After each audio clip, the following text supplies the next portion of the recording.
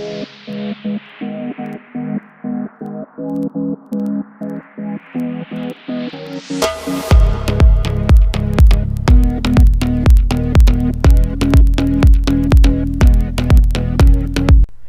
evening and welcome to the latest recap of 90 Day Fiance Happily Ever After. We are in season 5, episode 14, To Love and to Obey. Now, basically, we're only covering 2 couples in this recap because only 2 out of the 3 that I do cover are in this episode. Because, you know, we swipe left over certain individuals, certain cast members for various reasons. Okay, first, let me mention that I love sharing this with you.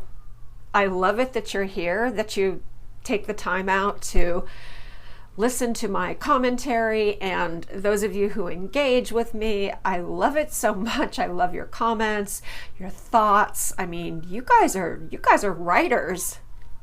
You know, we're a small shady tribe, but it's a highly literate shady tribe. So thanks, and keep those coming. I'm going to say some welcomes. Remember, I've got the 3 different channels, which I have to go ahead and hurry up and figure out how to consolidate, because I kept thinking, well, one will get way more subscribers than the others, and I'll just end up kind of moving over to that one. But no, there's definitely going to probably stay 2 channels. And eventually what I'd like it to be is Real Housewives TEA, and Shade for all things Real Housewives, and then Intelligent Reality Recaps, because Intelligent Reality Recaps, that YouTube channel right now is covering Housewives and everything in the 90 Day universe, but other shows could be added to that. My 3rd channel, 90 Day Fiance Let's Judge Together.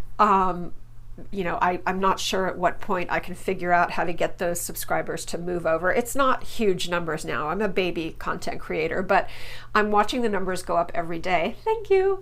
And let me please say that I am really honored that I am getting so many views and that my watch time is going up considerably, instead of people just kind of going through and being like, huh, who's she? I'm getting people that are hanging in there and watching longer and longer.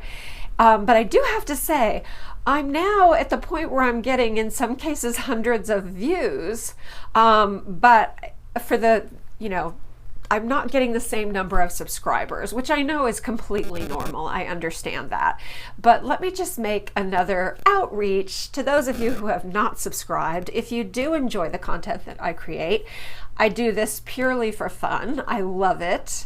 But you would do me a really great honor. I want a bigger tribe just because that allows me to do, you know, we can do live recaps. We can have everyone join in. We can have chat. I'm not worried about, you know, I'm not worried about building a business. I mean, whatever happens will happen. But the whole reason I did this was, you know, the theater geek in me. I actually started writing some kind of parody songs. And I started thinking about, you know, really, I do need to get back into, between being a professor and a former theater geek, you kind of need to find your little audience to share your gift with. Okay, that's Nigel, my cat, trying to force his way into the room. And those of you who are regulars are familiar with Nigel. He's bipolar. And he's getting in here if we want it or not. I shut the door because there's a cat that has a special diet that the others aren't supposed to touch, but he's already eaten. So rather than get up and open the door, I'm just going to let Nigel work his magic and open it himself. So if you hear a thump, it's him jumping up with his paws, pulling down the handle on the door and shoving it. Because he's terrifyingly intelligent, and I sometimes worry that he's learning how to use tools. It's making me nervous. Okay, anyway, but back to the, back to what I was talking about. I just would really, you know what? I'm just happy you're here. I would love it if you would subscribe. It means so much to me. But even if you just come and it makes you forget about all the nonsense that's going on right now, wherever you are, whatever country you are, because I have people from a few different countries now, which is fun. Just come here. Let's be shady together. You can hear me, share my my little snipes and digs and comments, and sometimes positive things, and sometimes people get slow claps, as you know. It seems like my last recap of the final reunion of the Real Housewives of Beverly Hills, I think I must have said the word bitch like 25 times. So yeah, but that's all part of it. And when people deserve praise, I give them praise. And again, remember, our motto here is we never attack the weak. We only attack people who get a little too big for themselves. So, all right. So let me welcome a few people before I get on to the meat of the recap. And again, if I've already thanked you, I'm sorry, but you're being thanked again, so you're extra special. No, everyone's special. Okay. All right. I feel like I've already thanked Beth Granger, but Beth, thank you again, and love your comments, so thank you. Liz Sharon, AO, Nasteha Gal, I do feel like I've already said thank you, but anyway, I'm so curious to know where you're from. Whenever I get an exotic name, I always look it up. And Gal can be a Hungarian name, but then Nasteha is like a Welsh or English name. So I'm so curious. Tell me where you're from. I'm good at guessing where people are from usually, but your name has stumped me. So let me know. And then again, I might have already thanked these people. Eli should be Batelja, because I think you are Croatian. I think I'm right about that one. And I feel like I might have said this already, so sorry, but yeah, my first love was Croatian. So I know a little bit about how to pronounce Croatian names. His name was Ichan Rameljak. Oh, I shouldn't say that. No, but actually, you know what? That's not the way they say his name now, so you probably wouldn't even know. Okay, Lucy Knaf, Denise Smith, and Stacy Costa. And if I forgot anybody, I will get you next time, because I make a little annotation next to everyone's name that comes on board. But I do try to separate out the ones that are here for the Housewives versus the 90 days. This is the, 90 days is going to be on 2 channels. So hopefully I covered everybody. Thank you and welcome, and sorry for such a long introduction. Okay, now to the recap, because it's a good one. All right. We start out with Andrei and Elizabeth. It's the wedding day. I cannot tell you how much I enjoyed this wedding. I feel like one thing that 90 Day Fiance does not take advantage of is educating Americans about other cultures. Too often, everything is focused on, the relationship, in some cases, the stupidity of the relationship. I mean, how much did we really learn? How much did we really learn about Nigeria from Baby Galisa and Soja Boy, or the blonde frizzy buffalo and her Nigerian hostage? We don't. It's just all their drama. Yeah, they try and show up, throw in some things and some costumes here and there, and, it's very little. It's a very poor showing about the culture. And I feel like they just go out of their way to show us everything that's the worst of the worst. Some of the countries they do a little better, but some of the couples they do a little better. But in general, I find it very weak when this is something that Americans are in sore need of. And you know what? Everyone's stuck now. Even if you're a world traveler, you can't go anywhere. So isn't it nice to learn about a new country? I don't know anything about Moldova. I had a Moldovan friend here in Miami for a while. She moved back, but I didn't hear much from her. She didn't really want to talk about it too much. I don't think she had a good childhood, but anyway, so I don't know much, about their traditions and customs. And all of these countries, all European countries, every country in the world has its own peculiar, rich culture, customs, traditions, costumes, music, poetry, everything. There's no such thing as a country that's devoid of all those things. We can learn from every country. Okay.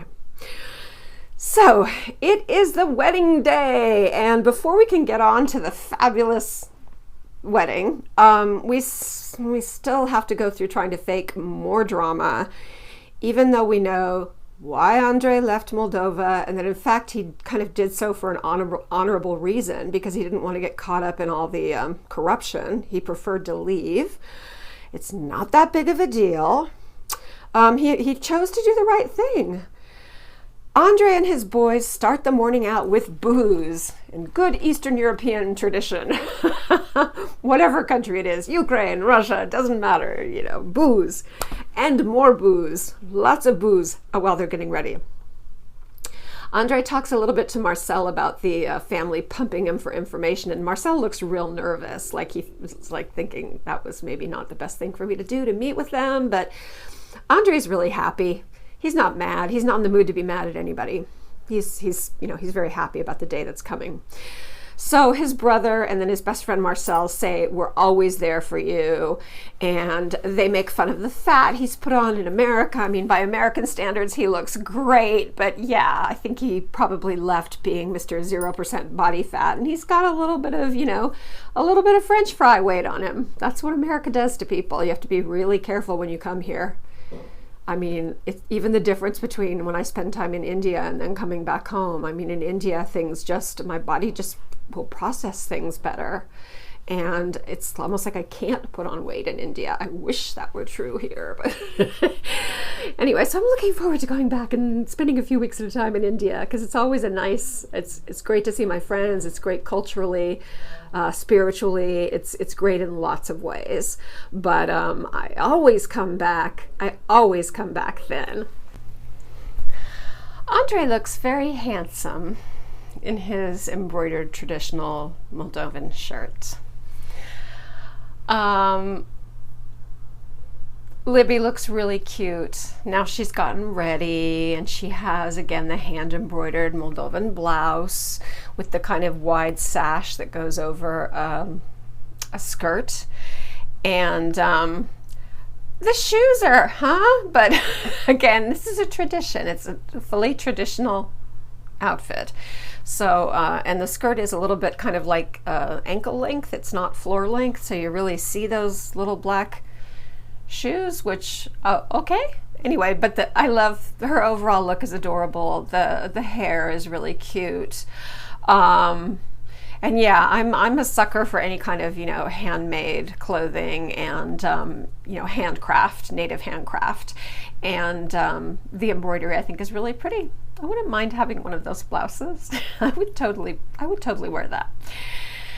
Okay, now we are switching to Utah and Kalani and Asuelu. All right.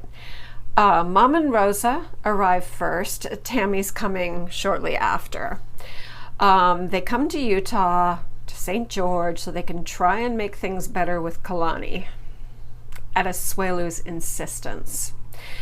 Okay, Asuelu picks them up at the airport without Kalani, without the kids. Mom thinks that Kalani's dad will be on her side.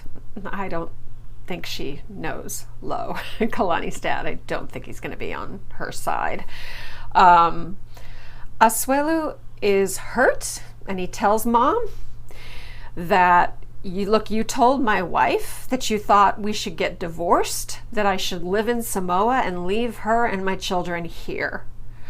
And I want you to apologize to her, because that's a horrible thing to say. It was a horrible thing to say, to want your son to get divorced and leave his children behind so that you can possibly get more money from him.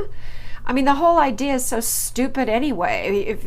What she's suggesting means he's going to go back to Samoa, where he's going to make even less money than he can working part-time at a health food store in St. George, Utah. So her logic is beyond me. And Mom says, "Oh, you put your wife before me. That's why I need you to divorce her." Wow. This is really unhealthy. Okay, Mom thinks Asuelu threatening to divorce Kalani will scare Kalani into giving Mom and Tammy and Rosa more money. She keeps saying, send money to Samoa, send money to Samoa. No, she's not asking for that money and then she's going to pass it on to Samoa. If they give her that money is staying in Washington State, and it's going to be spent by Mom and the sisters and Tammy's children. I don't know how many kids she has. Make no mistake. Okay. Yeah, it's just like a grifter. No one wants to say that about a mother. Oh, your mother's a grifter. She's a con artist. It's nasty. Okay. Asuelu is being very tough on his mom for a change, which good sign. We haven't seen this. This is new. Okay. We're going to swipe left for the Brazilian blow-up doll and her boyfriend and her arduous plastic surgery. Ditto the frizzy blonde buffalo and her Nigerian hostage. Ditto the arsonist and his increasingly disturbed wife and poor, helpless, beautiful baby. No, swipe left. No. I can't. We're not. Okay, and ditto sexual predator and exhibitionist,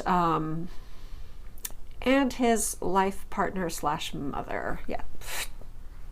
Be gone. All right. Now we are back to Utah. Tammy shows up and immediately she says, I'm not apologizing to Kalani. I said that you should leave her and the kids and I meant it. Okay, now Kalani, her parents, her mom and dad, Lo, and the boys are waiting to meet Asuelu's family in kind of a cute little coffee shop. I am hoping Lo will be helpful, since that is his culture. Kalani is completely American. She's raised in America. Lo has that, he has that anchor in that culture, so I'm hoping he can be helpful.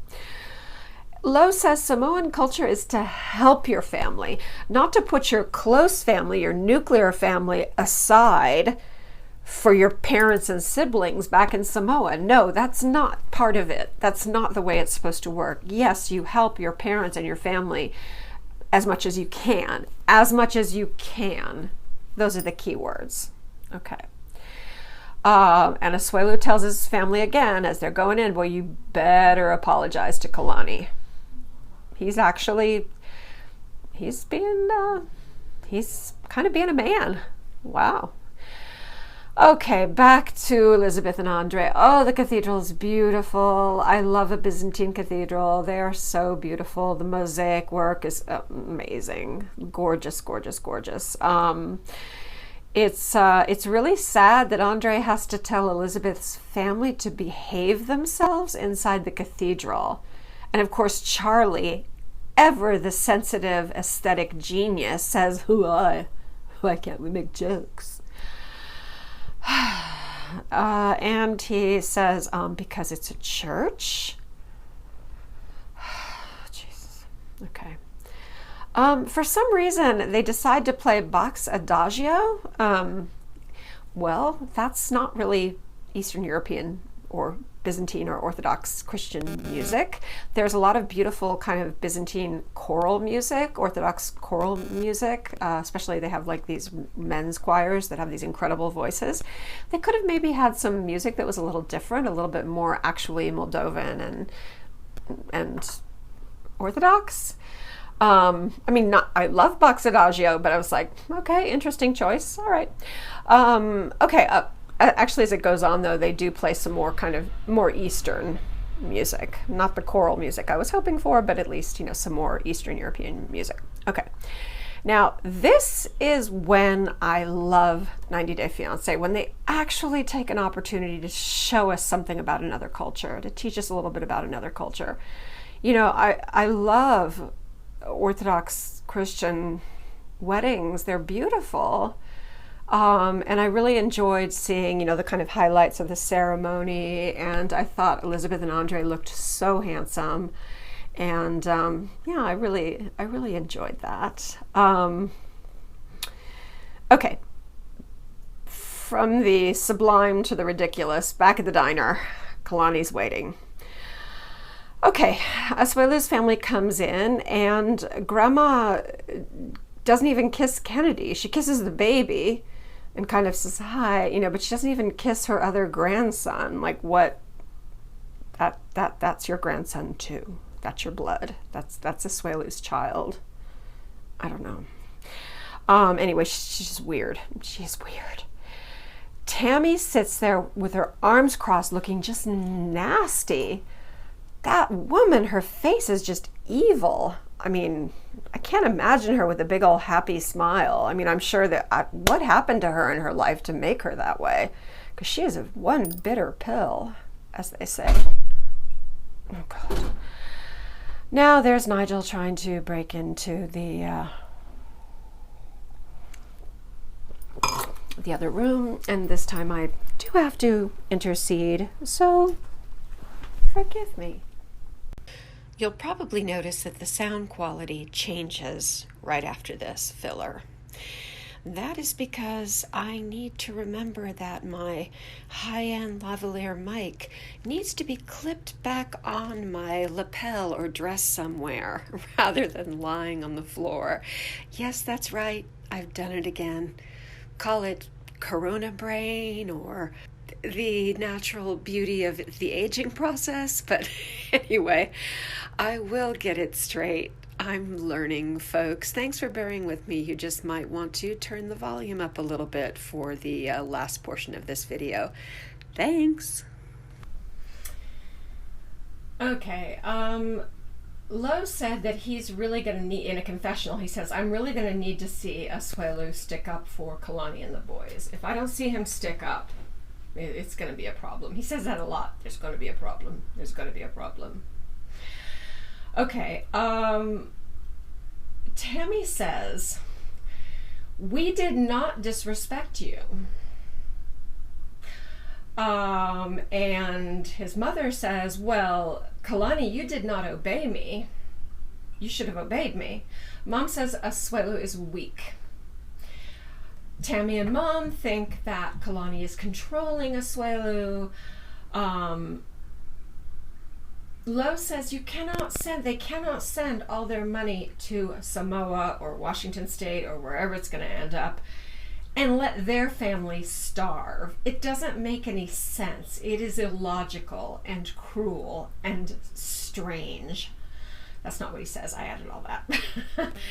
And the money's not going to Samoa. The money is not going to Samoa. It's going to, like I've said, it's going to the mom and the sisters and Tammy's child or children. That money's never going to Samoa. Doesn't make it out of the United States. No way. Okay, I feel like Lo is being a little bit of a lightweight. He's not really interjecting much. Maybe there's something that, I don't know, is Samoa a little bit of a matriarchy when it comes to older women? Maybe he feels like, although he's the same age as she is, maybe he's a little younger, I don't know.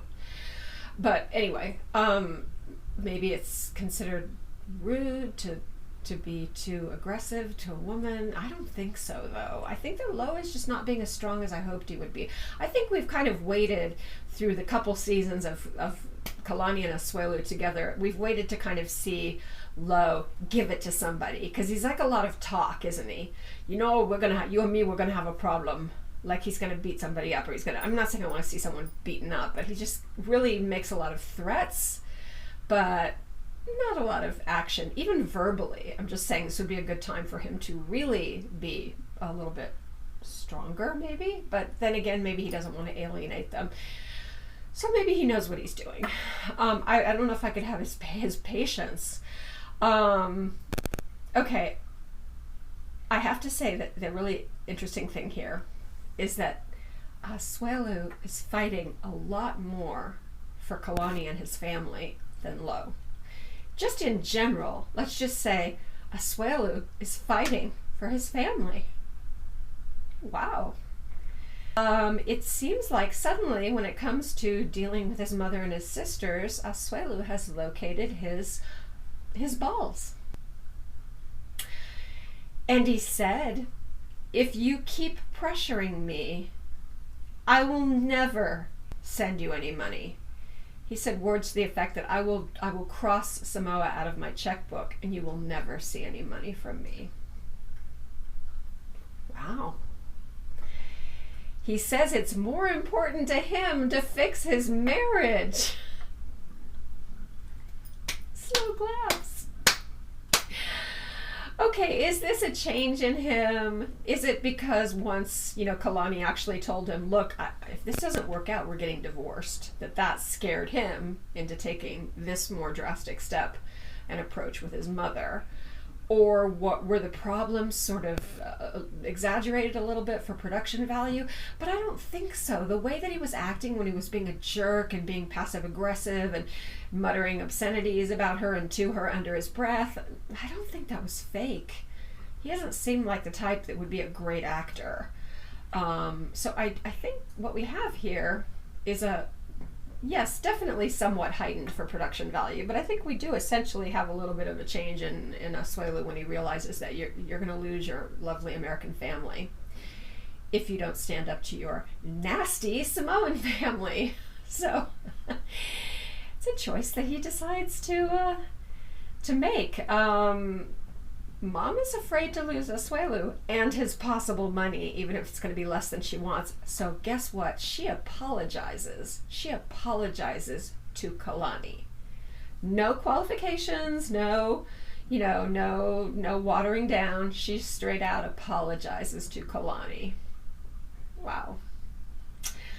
Of course, Tammy won't apologize because she's Tammy. Wow. So yeah, Asuelu's threat got his mom to apologize. Tammy says she still wants to see them get divorced. Well, it's not up to you, Tammy, so you're gonna have to live with this. Sorry, go suck on a lemon. That's what she looks like anyway. Okay, now we're back to Moldova, because you thought the wedding was cool. Well, wait till you see the reception, because this makes me want to have a Moldovan wedding reception. Just the reception. Okay, but this wedding reception is everything. I love it. I love it. I really do.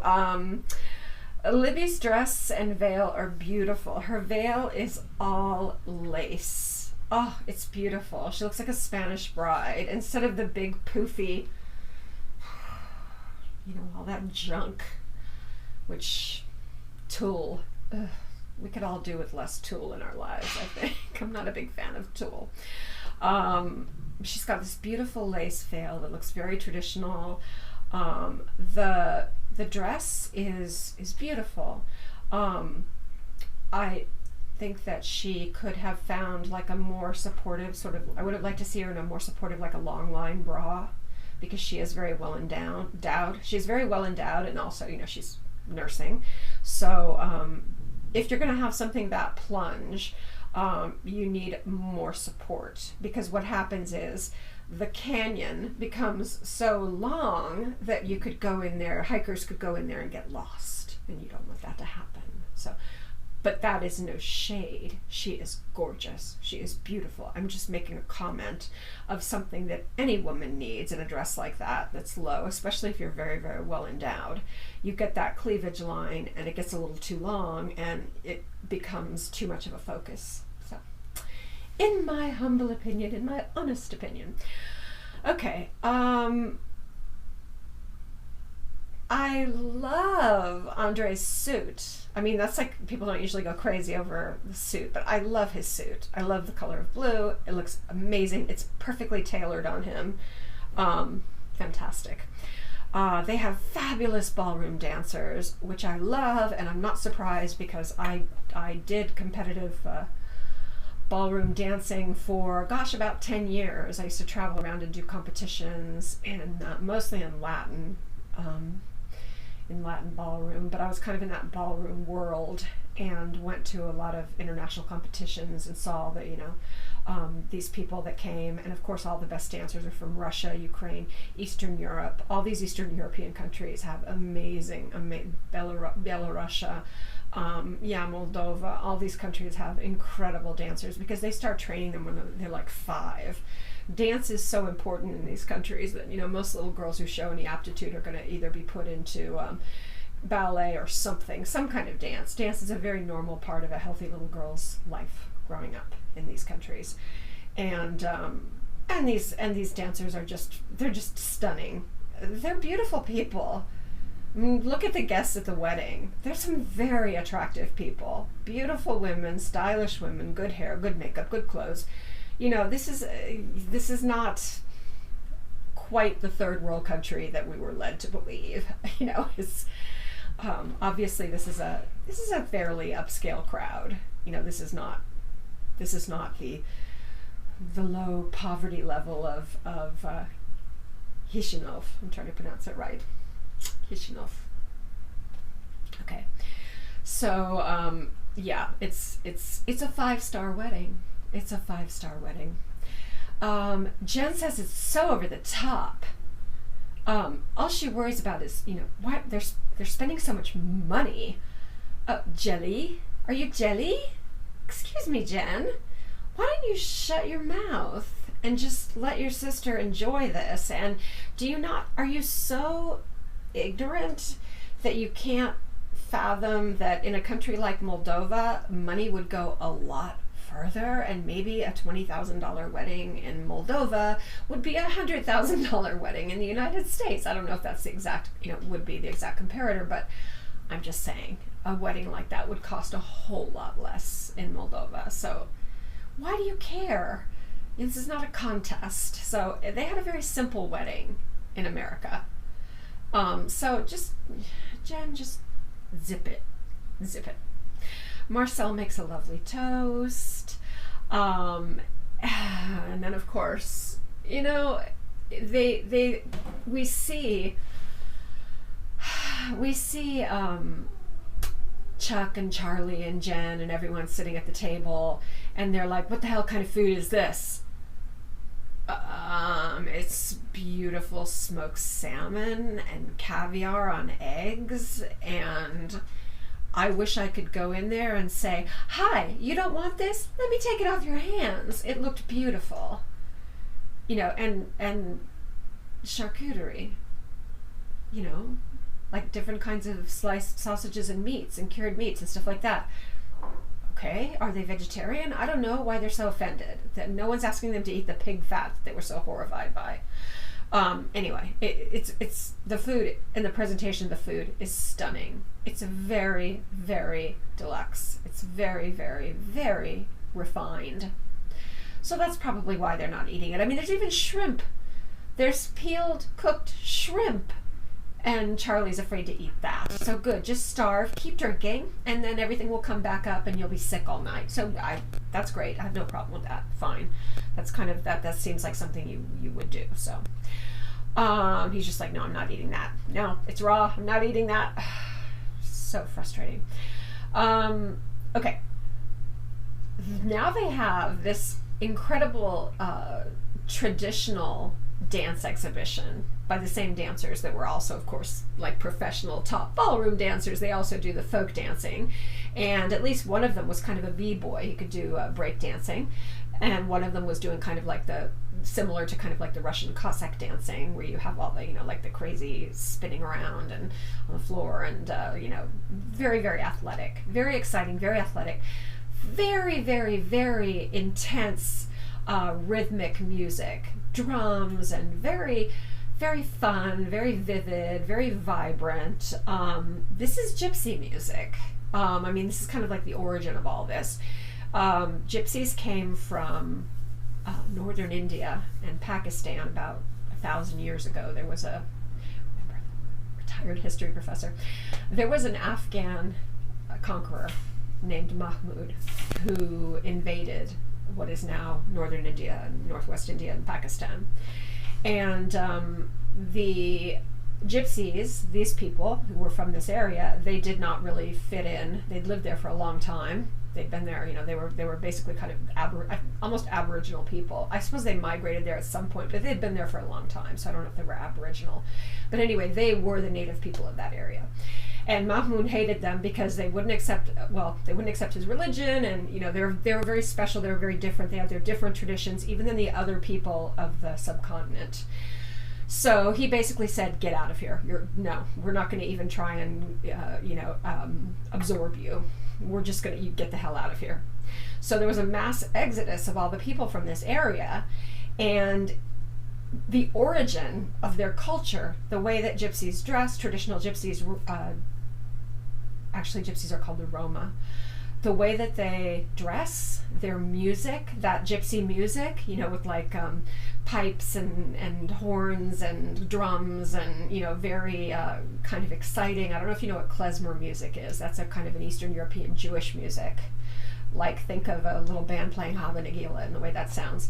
But in fact, klezmer music was also influenced by gypsies, because the gypsies came all the way through from Pakistan across into Eastern Europe, and then from there later into Western Europe, and now they're everywhere. There's a big gypsy population in Ireland, for example. They're everywhere. There's gypsies in America and Canada, and United States and Canada, and they like to be called travelers. They don't like to be called gypsies. The correct name is Roma anyway. Gypsies is a fake term because people thought they came from Egypt, so that's why they called them gypsies. So actually gypsies is kind of like calling Native Americans Indians, so the Roma. But I hear all this music. I hear, when they're having the traditional Moldovan dancing, and I hear the same thing that I hear when I hear even Cossacks, because gypsy culture kind of went up into that area too of Russia. So even that music and style of dance, that kind of raucous athletic dancing and the drums and the tambourines, all has that point of origin. From that little point of origin, it's spread out. It's spread out to the northeast, to the north, to the northwest, to the west, all over, to the southwest, into the south of France and Spain. Think of like the Gypsy Kings. They're from the south of France and Spain. That's that kind of culture. And Granada in Spain is a center of Roma culture. So I was blown away by this. I had never seen Moldovan dancing before, and I was like, oh my God, yeah, because Romania is a real center. A lot of the Roma, the reason God, this is so long, I'm going to have to edit this, but I kind of don't want to. The gypsies, the travelers, they're called Roma because their homeland for a long time was Romania before they were then sort of forced out of there by various governments. So Moldova and Romanian is like this. Those cultures are like this. So of course there's so much gypsy influence in, Roma influence in Moldovan society. So I'm sorry, the lesson's over. Oh God. I'll see what kind of comments I get for this, but I might leave it in just because I haven't bored you yet with any of this, and I think this one's really interesting. So I hope you do too. All right. Okay. Chuck and Andrei they're becoming friends. I think they probably, a lot of it between them was probably fake. I think a lot of the drama drummed up between Chuck and Andrei was probably not necessarily so real. I think Jen really is a bitter pill, and I think Charlie really is a nasty piece of work. But it's funny because if you watch all the different parts of the wedding and look at Chuck and Charlie and even Jen, while the ballroom dancers are on, while all the festivity is going on, and in most cases they look like they're having the time of their lives. I mean, I know that Charlie's getting drunk because he's drinking a bunch of champagne and not eating, but man, when they're doing that kind of traditional folkloric dancing, he's all over the place. He's up dancing with them. He's very excited. Then I think later he gets a look on his face like he's starting to stew. Like, why are they spending so much money on this? But I just don't know if that is real. I don't know if that's real or something that's fabricated, because there's just a few shots where I see definitely Chuck and Andrei high-fiving each other and hugging each other, and he's like, welcome to the family, love you. And even Charlie, there's a couple shots where it looks like he's really giving a big smile to Andrei. So I think that, unfortunately, 90 Day Fiance was like, this has to be part of the plot, which is a shame because you're kind of mucking up the wedding. But anyway, all right, so I think a lot of that is just fake drama. So I try to just enjoy the wedding and just pretend, just shove TLC to the side and just focus on what's going on in that ballroom. Okay, again, I'm going to say it. These are very good looking people. Wow, they show some of the guests, some of the men, and some of the women, and I'm just like, whew, these are beautiful people. Now it's time for something that I have not seen exactly, not in this particular, not in Eastern Europe, but they have what's called the bride's bread. Oh my God! And this bride's bread, this custom where they're going to bring this braided loaf of bread to the bride and groom, and they're going to tear it to determine who's going to have more say in the marriage. Oh, this is a whole ballet. They lift this beautiful dancer up and she's holding the bread, and then they lower her and they dance to the table with the bread, and the guy that actually hands the bread to them is absolutely gorgeous. There are just no ugly people. I mean, maybe a few Americans, but this is just a very, very, very, very pretty, it's pretty wedding. Okay, they split the bread in a kind of tug of war to see who will rule the house. And the bread splits exactly in two. So I'm going to say somebody took a little bread knife and made some kind of perforations, if you know what I mean, so that it was weakened at the top and bottom, so that they would make sure that when they split it, it splits in two. Because why cause any, this should not be the bread of strife. It should be the bread of peace. So what is it called? The bread of, where is that quote from? The bread of tension or something like that. Do not eat the bread of tension. Yeah, this should be the bread of love. So they split it, and it's exactly half and half. So they're going to be 50-50 in the marriage, and Andrei pretends he doesn't understand English. He can't hear what she's saying, which is kind of cute. Okay, and this is the point during the bread where Charlie is stewing and getting angry. It seems fake. Well, it's either fake or he's a mean drunk. He's gotten to the point where he's had enough to drink that he's a mean drunk, and that's coming out, which is possible. That is possible. Okay.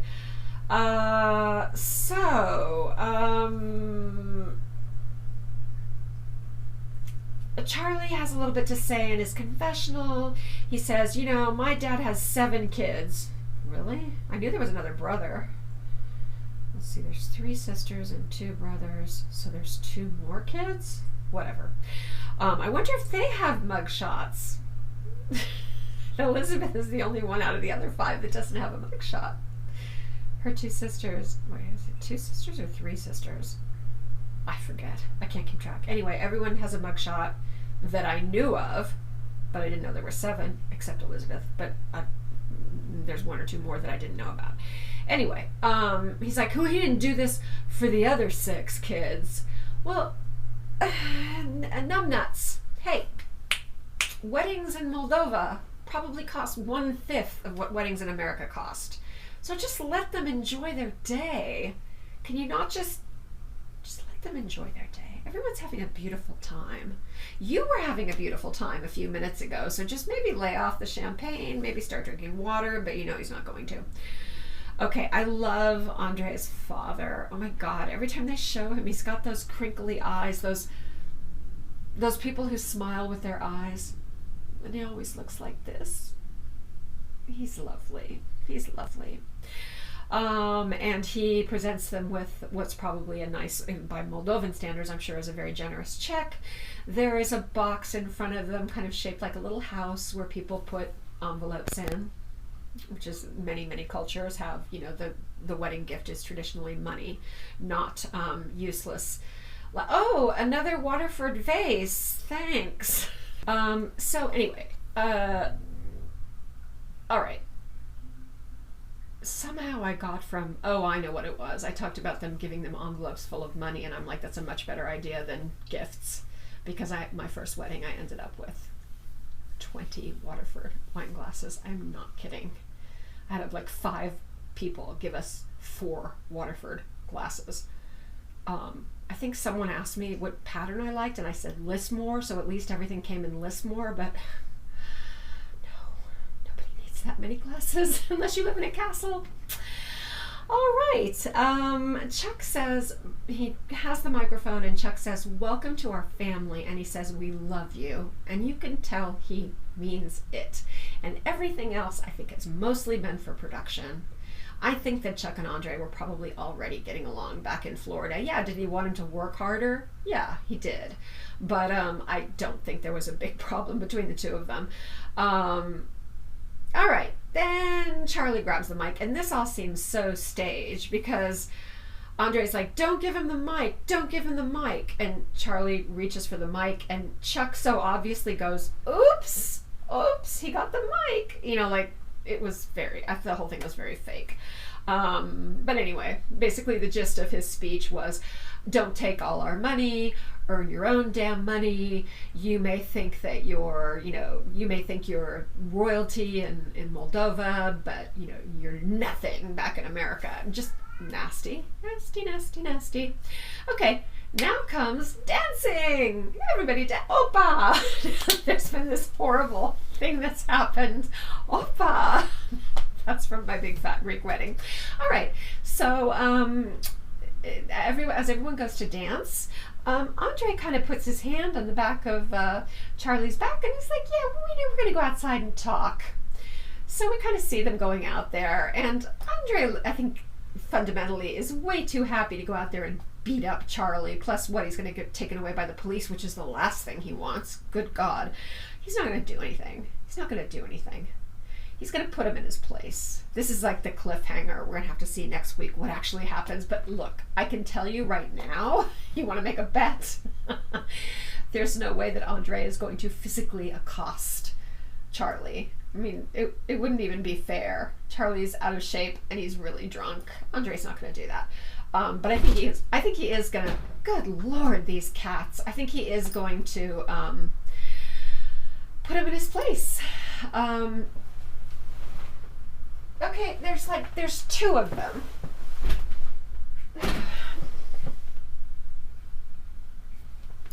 I live in a madhouse. I don't have that many cats. It's just the ones I do. They're all like crazy personalities. I don't know what it is, but I don't have any cat that's just kind of like, "Oh, I'm just going to sleep all day and hang around." They're all a circus act. Each one is a circus act on its own, in a different way. I don't know what you're going to do with them, but we love them. All right, so that is the end of this recap. I was looking forward to this one because I did enjoy this episode so much. As you know, Happily Ever After has been challenging for me this season. I've had to X out, half the cast members, because actually slightly over half the cast members, because I'm just like, no, we are losing brain cells, and no. Anyway, again, please remember to like, comment, subscribe. All right, please be very, very careful. Be good, but not too good. Love you guys. Bye.